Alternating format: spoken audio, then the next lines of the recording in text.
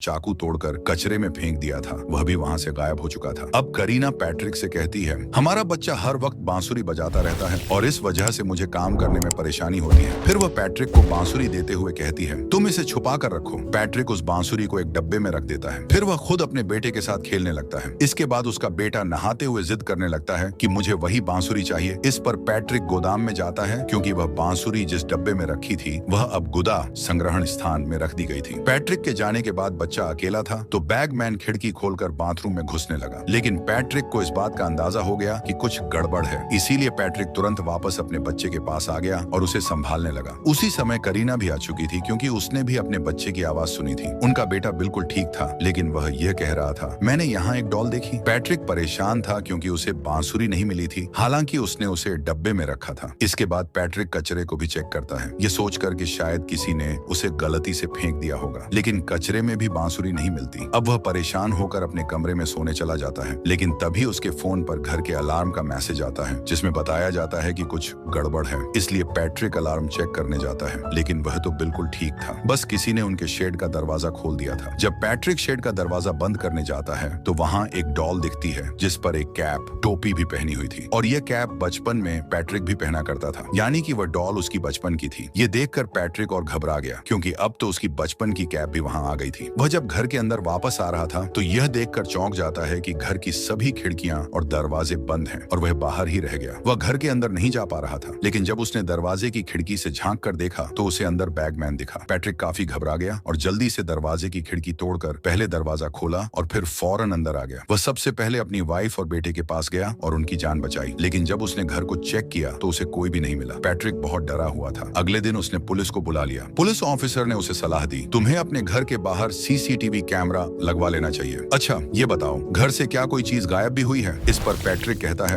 हाँ, मेरे बेटे की बांसुरी जो वह अक्सर बजाया करता था। ऑफिसर उसे शांत करते हुए कहता है, घबराओ नहीं, हम अब से तुम्हारे घर के आसपास ही रहेंगे। लेकिन पैट्रिक फिर भी परेशान था। उसे कुछ समझ नहीं आ रहा था कि आखिर हो क्या रहा है और क्यों उसके लिए दिन ब दिन मसले बढ़ते जा रहे हैं। वह इस बारे में अपने भाई को भी बताता है और कहता है, बचपन में जो मैंने उल्लू बनाया था वह आज मेरे पास आ चुका है, और जो कैप मैं हमेशा पहना करता था वह भी किसी ने लाकर रख दी है, लेकिन मैं यह नहीं जानता कि ऐसा आखिर किसने किया। अब रात को जब पैट्रिक सो रहा था तो उसे बुरे बुरे सपने आने लगते हैं, जैसे बैगमैन उसे और उसके बेटे को दूर कर रहा हो। फिर पैट्रिक अपने बचपन के समय को याद करने लगता है। वह सोचता है कि एक दिन जब वह अपने डैड के साथ जा रहा था तो वे उसे उसी केव के पास लेकर गए थे, और वहां उसके डैड ने बताया था कि लोगों का कहना है कि इस केव के अंदर एक बैगमैन रहता है, लेकिन आज तक किसी ने उस बैगमैन को देखा नहीं है। वह बच्चों को अगवा करके ले जाता है। अब पैट्रिक उस समय, क्योंकि वह छोटा था, अपने डैड से कहता है, मैं जानता हूँ आप मुझे डरा रहे हैं ताकि मैं अच्छी तरह पढ़ाई कर सकूं और अपने सारे काम अच्छे से कर सकूं। इस पर उसके डैड कहते हैं, नहीं बेटा, मैं डरा नहीं रहा हूँ, सच बता रहा हूँ। बैगमैन उन्हीं बच्चों को पकड़कर अपने साथ ले जाता है जो अच्छे होते हैं, सारे कहने मानते हैं और अपने काम अच्छे से करते हैं। तो मैं सच जानते हुए भी ऐसा क्यों चाहूंगा? मेरी जान, बस मैं यह कहना चाह रहा था कि तुम भी एक अच्छे बच्चे हो, तो बस संभाल के रहना। अब पैट्रिक का यह ख्याल पूरा होते ही वह अपने घर में एक दिमागी डॉक्टर को बुलाते हैं। डॉक्टर पैट्रिक को चेक करके उसे बताती है, पैट्रिक को बस नींद की कमी है, इसकी नींद पूरी नहीं होती, इसी वजह से उसे अजीबोगरीब चीजें नजर आती हैं, और कुछ ऐसी चीजें जो हकीकत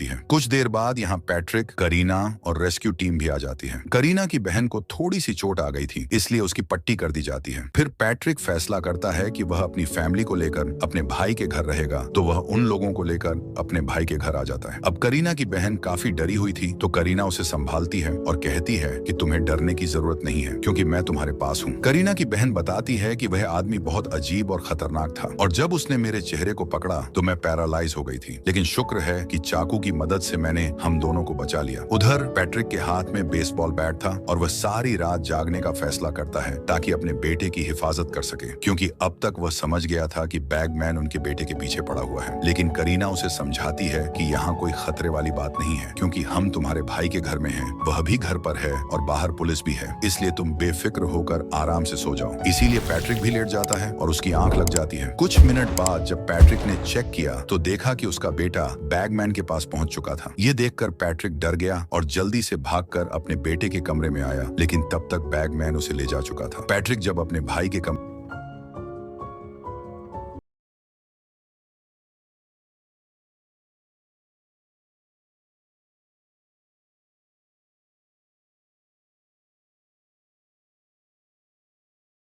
बैगमैन का ही था, वह अकेले ही इन सबको मार चुका था। अब पैट्रिक ने ठान लिया कि वह बैगमैन को छोड़ने वाला नहीं है। उसे लगता था कि बैगमैन ने जरूर उसके बेटे को अपने बैग में डाल रखा है, इसलिए पैट्रिक उसका पीछा करने लगता है। पीछा करते करते वह उसी केव के पास आ गया, लेकिन यहाँ पर काफी अंधेरा था और पैट्रिक के पास कोई हथियार भी नहीं था। तभी उसे केव के अंदर से अपने बेटे की आवाज सुनाई दी, जो कह रहा था, डैड प्लीज मुझे बचा लीजिए। यह सुनकर पैट्रिक के अंदर की डर और चिंता और बढ़ गई और वह उस केव में जाकर अपने बेटे को ढूंढता हुआ काफी आगे चला जाता है। उसने देखा कि वहाँ बहुत सारी मोमबत्तियां जली हुई थीं और जगह जगह घोंसले भी बने हुए थे, जिनमें उन बच्चों का पसंदीदा सामान पड़ा हुआ था, जिन्हें बैगमैन उठाकर अपने बैग में डालकर ले जाता था। तभी पैट्रिक एक बैग खोल देता है, जिसके अंदर वही डॉल थी जो उसके बेटे को अक्सर दिखाई देती थी। पैट्रिक को यह महसूस हुआ कि इसके अंदर से उसके बेटे की आवाज आ रही है, यानी उसका बेटा यहाँ नहीं था, बल्कि उसे इस डॉल के जरिए बेवकूफ बनाया गया था। ये देखकर पैट्रिक और भी गुस्से में आ गया और उसने उस डॉल को तोड़ दिया। उधर करीना